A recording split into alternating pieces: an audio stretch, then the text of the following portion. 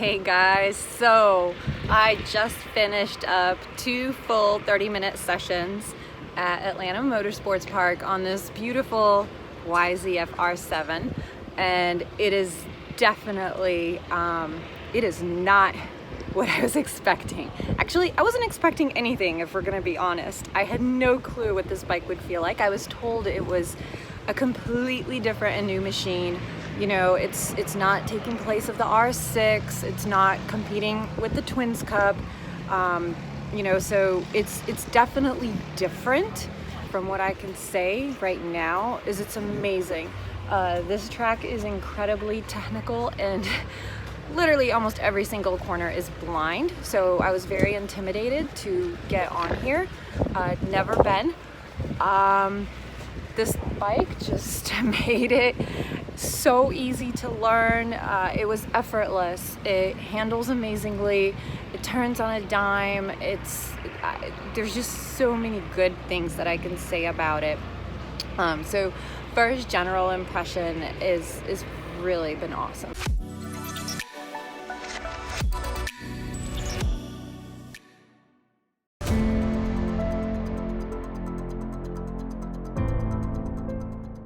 Getting on the bike, I instantly noticed how narrow the seat is.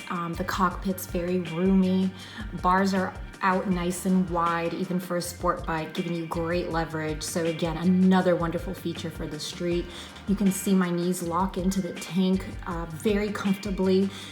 Even though this is not as aggressive as an R6, I had very great full mobility, still could get in a very aggressive tuck and hang off the bike, no problem. The seat height is slightly lower at 83.5 centimeters than the R6, but like I said, that important feature of the front of the seat being so narrow is what really makes the difference when you're touching your feet down to the ground. I am 5'8" and I cannot flat foot an R6 or an R1. I'm actually barely tippy-toeing it.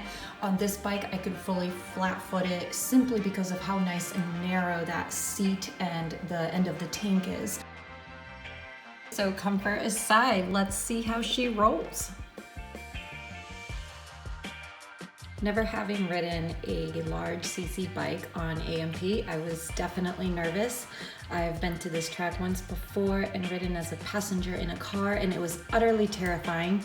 Like I mentioned earlier, everything is blind. So it was actually really nice and reassuring that as soon as I rolled out of hot pit, I actually didn't have to think about what I was doing on the bike or figure it out. It just naturally clicked. It really felt like I was one with the machine right away. Typically, it takes me a moment to get used to a bike, to get a feel for the engine, the acceleration, the brakes, and I don't know, there was something oddly familiar and comforting about riding this R7. It just felt right from the get-go. So I got out there, and honestly, I didn't even have to think about what I was doing on the bike. Everything came very naturally, and I could focus on the track itself. I think the biggest reason I felt so confident on this machine was because of the suspension setup. Now, I've ridden the MT-07, and I have to admit I was not fond of that suspension at all. I actually had a couple tank slappers, and it was a rough ride, very squirrely. The front end was loosey-goosey, so initially I was a little worried how the R7 would feel, but to my surprise, it felt great. Yamaha did a great job with upgrading the suspension. The front comes with a 41mm KYB USD forks. They're adjustable for preload, rebound, and compression. The rear comes with a KYB shock, and that's also adjustable for preload and rebound. Having that suspension adjustability is just such a big deal because you can push the bike, you can trail brake harder, you can just have, you know, a lot more fun with the machine and really feel what it can do and push it to its limits. So that's definitely something that's a really nice added bonus. Overall, the chassis felt nice and firm, but it still flexed as you cornered. The bike just overall gave me a very nice solid feel, both on the front end and the rear swing arm.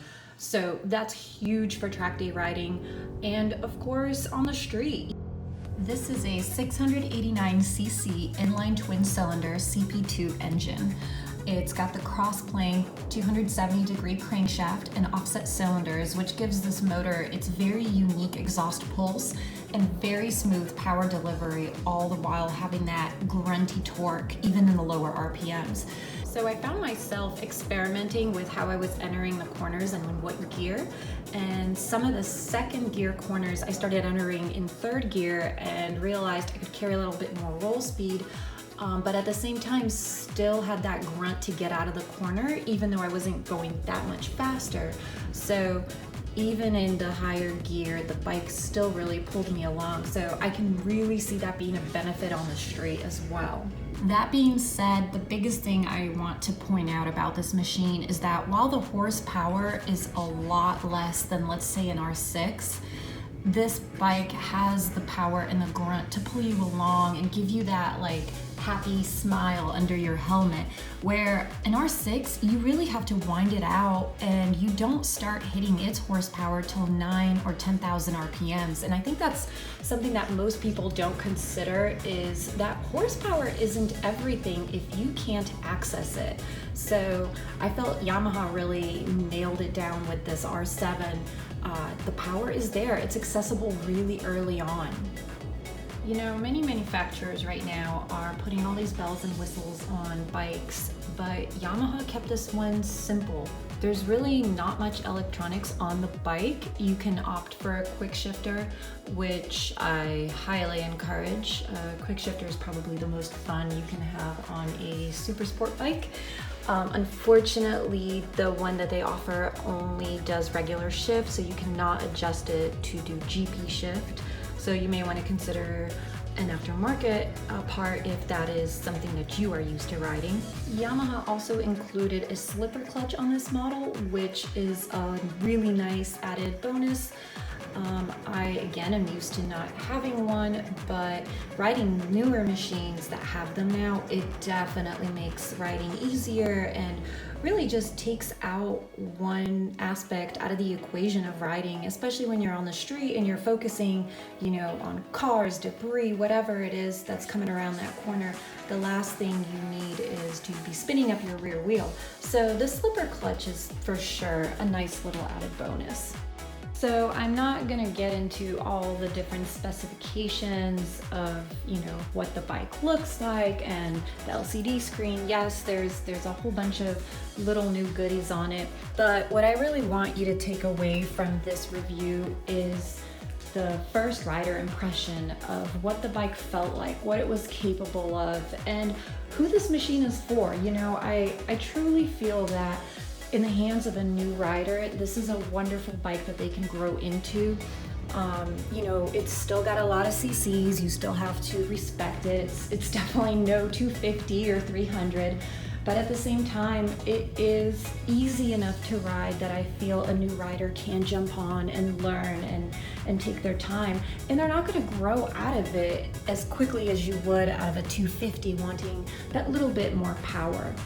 And likewise, I feel in the hands of a very skilled rider, this bike is just a ton of fun. It's confidence inspiring, it's just enough CCs and power that, you know, you can really flog it around and use all of that power and kind of push the bike, its abilities and your abilities. And from experience, I can tell you that is the best feeling. I have the most fun when I ride the bike and push it to its limit, rather than the bike riding me and pushing me beyond my limits. Well guys, thanks so much for watching this review. I hope you enjoyed it as much as I enjoyed riding the Yamaha R7. Please feel free to leave any questions or comments below and I will get back to you.